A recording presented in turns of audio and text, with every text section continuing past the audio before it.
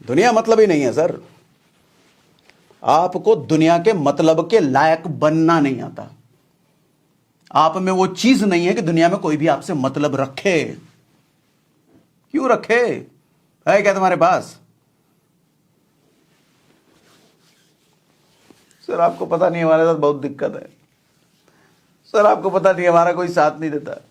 हमारे माँ बाप बहुत गरीब है सर। तुम भी गरीब ही रहोगे, जो लक्षण है तुम भी गरीब ही रहने वाले हो। सर रोना पीटना बचपन में चलता था, अब नहीं चलेगा। अब तुम्हारा रोना पीटना कोई नहीं सुनने वाला। अब करके दिखाना पड़ेगा। एक स्टोरी सुनाऊं। एक गांव में ना एक सांप का बड़ा आतंक था।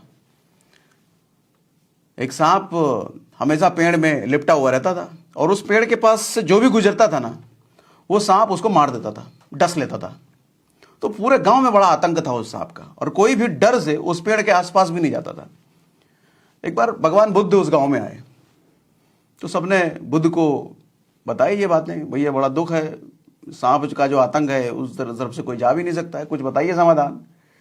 तो भगवान बुद्ध बोले एक काम करो, ले चलो मुझे उस सांप के पास। बोले सांप के पास मत जाइए, आपको भी डस वस लेगा। बोले कोई बात नहीं, लेके चलो ना। कहते हैं भगवान में इतना तेज था, भगवान बुद्ध के चेहरे पे इतनी आभा थी, उतना ऑरा उतना मजबूत था कि सिर्फ इंसान ही नहीं, उनके सामने जब जानवर भी आता था नतमस्तक हो जाता था। गए सांप के पास, सांप से बातें करने लग गए। सांप से पूछा काय कर रहे हो भाई ऐसे? तो सांप ने बताया क्या करें, मेरी आदत है, मुझे डसने में अच्छा लगता है।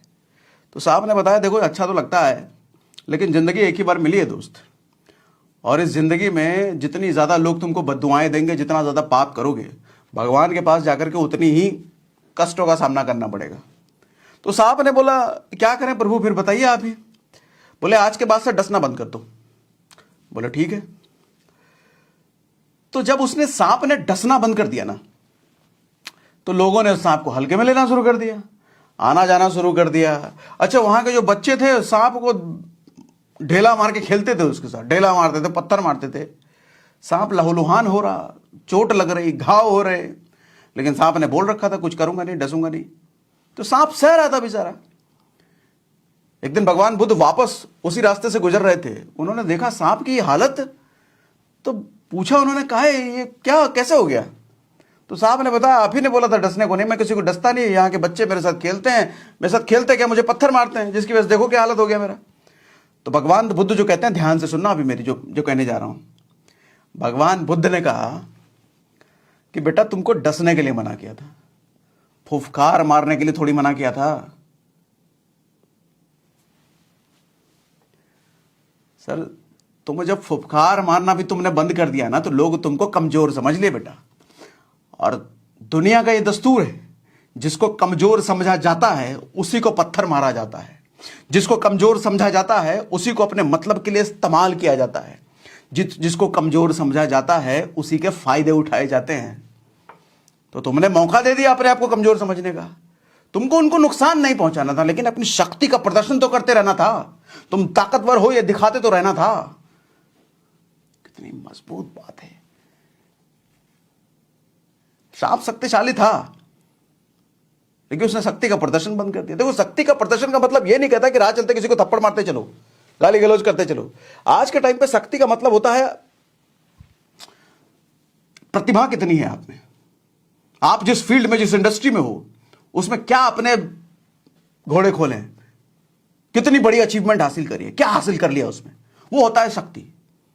आप पता चला किसी इंडस्ट्री में हो, उस इंडस्ट्री में एकदम टॉप पर हो, 2-3 करोड़ रुपए महीने का कमा रहे हो, जहां जा रहे हो सम्मान से लोग आपसे सेल्फी खिंचा रहे हैं, पूछ रहे हैं, तो इस सब चीजें लोगों को दिखाओ भी कि देखो भाई कितना सम्मान होता है हमारा। ये हुआ शक्ति का प्रदर्शन। ये नहीं कि जिम जाकर के बॉडी वॉडी बनाए, बाइसेप्स साला 17-18 का कर लिया तो राह चलते किसी को थप्पड़ मारते चले, रिक्शे में बैठे तो रिक्शे वाले को पैसे ही नहीं दिए, सब्जी वाले के पास गए तो 2 कद्दू एक्स्ट्रा छीन लिए उससे, जूस वाले के पास गए उसको पैसे नहीं दिए। ये नहीं होता है शक्ति का प्रदर्शन।